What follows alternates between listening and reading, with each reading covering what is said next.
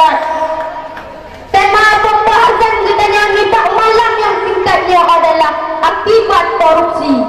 Mimi dan abu-abu membandung punya kita yang tak pernah masalah korupsi. Nya tentu saja hanya asal dia tak punya kita yang karena rakyat saat kita yang balan bak berita-berita pembahasan tentang korupsi. Minta malamnya ulang Tuhan betul hati para koruptor supaya lebih daripada korupsi. Pandangan waktu bercenderung dengan wahai para koruptor akan timbul heboh bergorayu. Yang pertama, koruptor berbau negara. Masyarakat muslimin rahimahumullah. Pemerintah tiap pun kita nanti program demi kesejahteraan rakyat.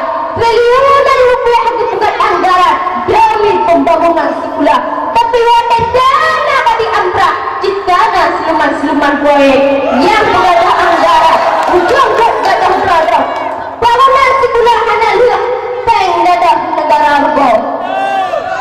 Yang bukannya akan fiksi atau rekayasa, tapi yang berpegahnya asli dan realita.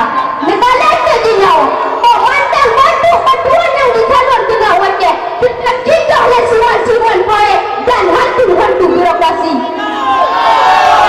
Pen anak yatim, pen fakir miskin, bantuan sampai masjid, bantuan munasabah, bantuan buka jalan.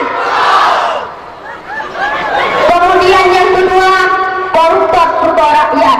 Dakwah dari rumah sekolah anak lihat pendidikan gagal. Anak-anak orang jajan yang anak mampu tak sekolah karena dia terpaksa putus sekolah. Mohon buat sekolah koruptor. Mudah-mudah anak orang jajan jadi penganggur.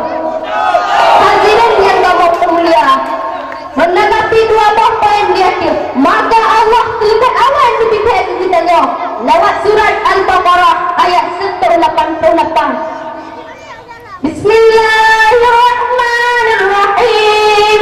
Wala ta'kulu amwalakum bainakum bil batil. Sadaqallahul azim. Burung lepas nak ngaji. Baik sebagian kata dapat harta, sebahagian yang lain tak jalan batil.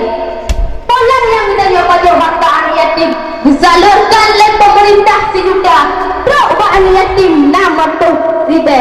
Buat tak riba ketika ke buku. Sebab sepupai anak yatim namanya bupai dapat. Teruk buat tak riba ini. Munya ada pandai yang buku nikah. Dua bahawa atau lima tahun riba. Mau tujuan dah orang buka buku nikah daripada buku ben.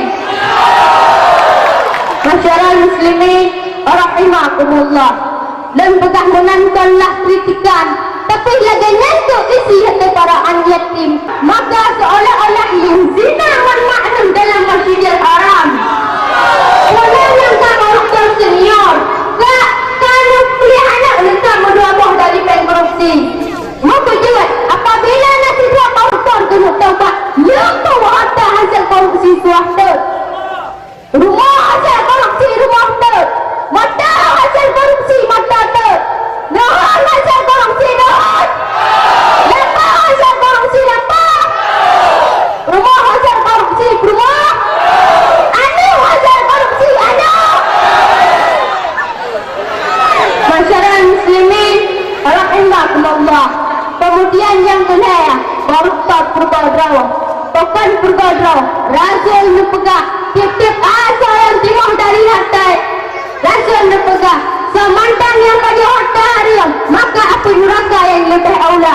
Berarti pengalaginan seberangkat yang korupsi pesan tiket neraka. Na'udzubillah min dzalik.